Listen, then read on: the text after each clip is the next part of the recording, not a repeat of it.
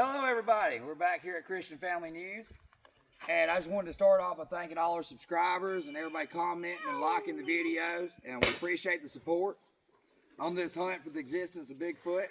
And honestly, when we first started this, I'm like the biggest skeptic in the world, really. I mean, that's why I was so heavily interested in Christianity after I found out how real and how Jesus touched my heart. So, last night, I had this crazy dream, right? And, as I'm waking up, I don't know, I had that Bigfoot on my mind, too. And I always kept messing with my wife, telling her that I had the Bigfoot brain. Just joking. But anyways, she is my witness because I woke her up with me. We're sitting here, and it's rained all night long, okay? And I'm talking about this wood was soaking wet, bro. All of a sudden, the flame raises up about this high, right? And I'm talking about, tell them, Lindsay.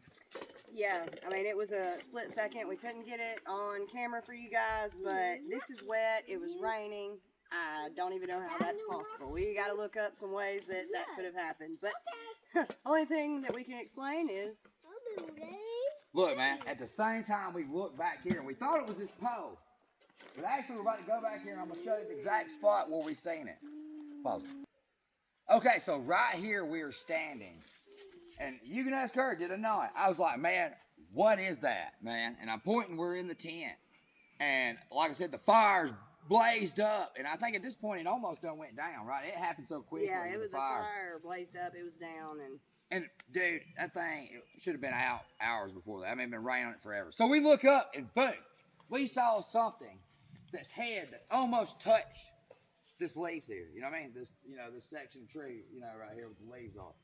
And I'm talking about, man, blowed our minds. So, let me hit you with a little bit of facts right here. Alabama has had over 100 official documented Bigfoot encounters filed with the Bigfoot Field Researchers Organization.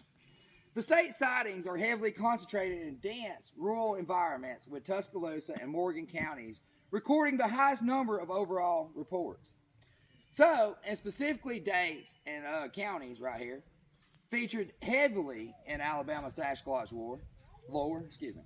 So Cleveland County, there was a daylight sighting occurred outside Heflin, about 10 miles from the Georgia border, in February 2023. Which is where we are. And a similar Sasquatch crossing was reported in June 2020. So every 3 years, it's almost seemed like around this area, there's been a sighting. And here we are in 2026 in July, and have we not just seen?